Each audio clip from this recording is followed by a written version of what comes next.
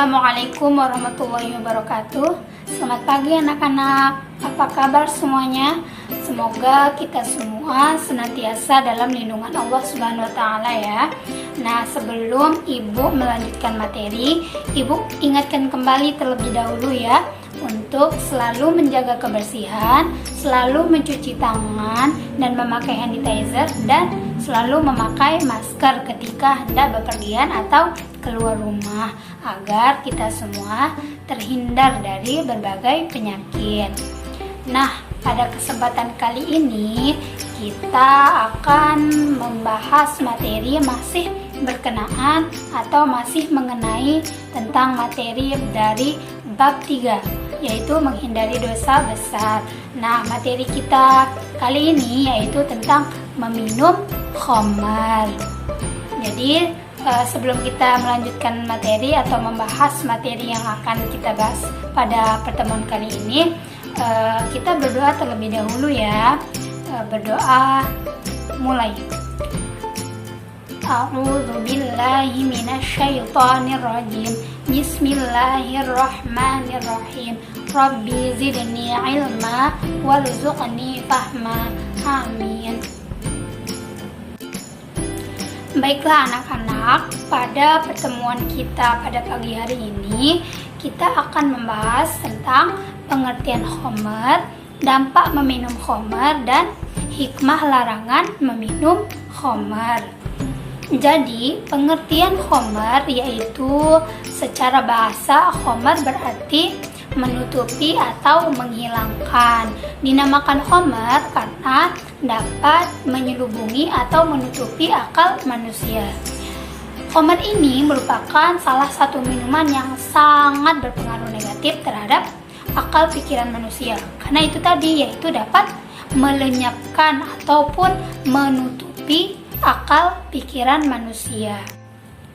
Salah satu ulama Indonesia yaitu Muhammad Quraish Shihab menjelaskan atau mendefinisikan khamar sebagai segala sesuatu yang memabukkan apapun bahan mentahnya, dikonsumsi sedikit maupun banyak, atau ketika diminum dapat memabukkan secara faktual atau tidak, tetap itu dikatakan khamar dan diharamkan apabila dikonsumsi. Selain itu, Majelis Ulama Indonesia juga berpendapat bahwasanya khamar adalah segala sesuatu yang memabukkan atau apapun wujud bentuknya dan dapat menghilangkan akal pikiran manusia dan digunakan untuk bersenang-senang, maka itu dinamakan khamar dan haram apabila dikonsumsi. Nah, itu tadi merupakan definisi dari khamar itu sendiri. Nah, adapun dampak larangan mengkonsumsi khamar yaitu pertama, dapat melanggar larangan agama.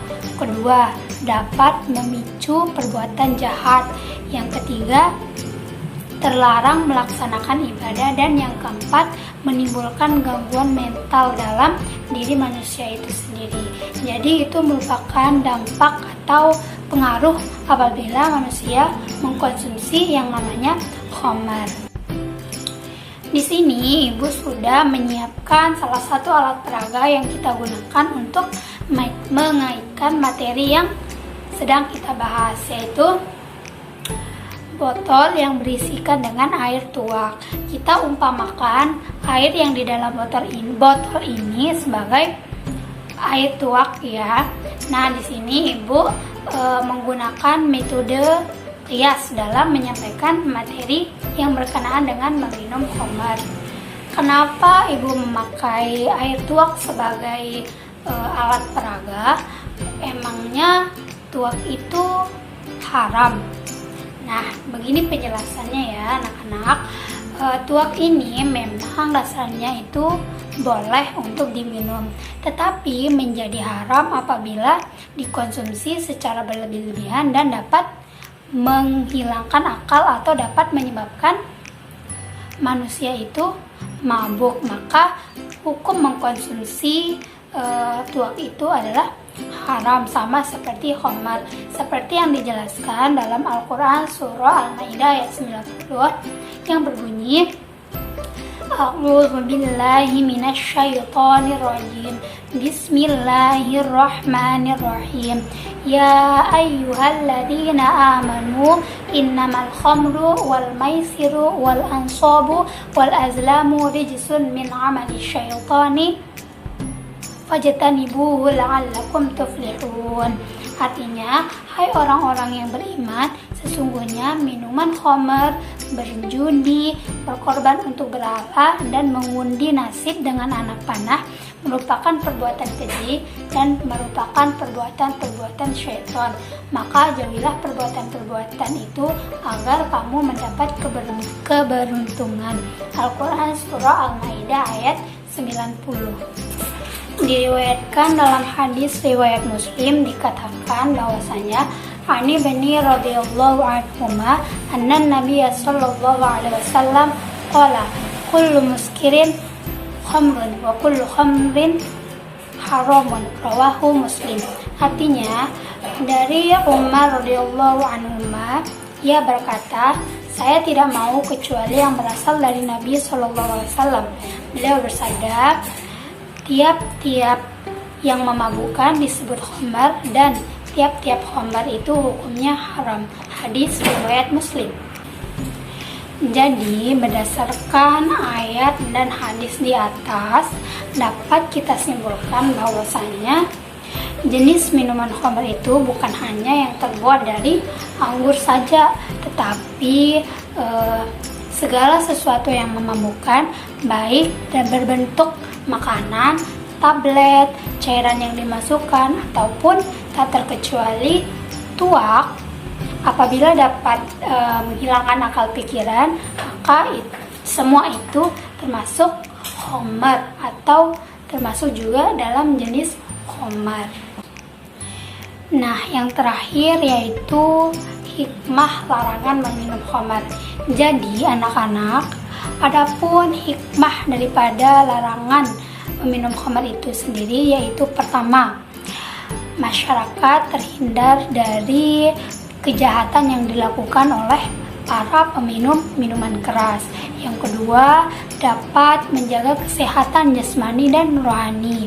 Karena apabila minuman khamr ini sering dikonsumsi, maka kesehatan jasmani dan rohani manusia akan terganggu. Dan yang ketiga yaitu dapat mendekatkan diri kepada Allah Subhanahu wa taala. Jadi itu merupakan hikmah daripada larangan Allah meminum khamr. Baiklah anak-anak, itulah materi yang bisa Ibu jelaskan pada pertemuan kita pada pagi hari ini. Nah, sebelum kita tutup, apakah ada yang mau bertanya? Nggak ada? Insya Allah semuanya udah paham ya mengenai minuman keras. Jadi pelajaran yang bisa kita ambil dari materi minuman keras ini yaitu pertama, jangan sekali-kali mendekati bahkan sampai meminum yang namanya minuman keras. Yang kedua, hendaklah kita sebagai hamba Allah selalu mendekatkan diri kepada Allah Subhanahu wa taala. Baiklah anak-anak, karena waktunya sudah habis, maka kita cukupkan saja ya materi pada pertemuan kita pada pagi hari ini. Tetap jaga kesehatan dan jangan lupa selalu berdoa agar senantiasa dilindungi oleh Allah Subhanahu wa taala dimanapun dan kapanpun. Baiklah, kita akhiri saja ya pertemuan pada pagi hari ini. Assalamualaikum warahmatullahi wabarakatuh.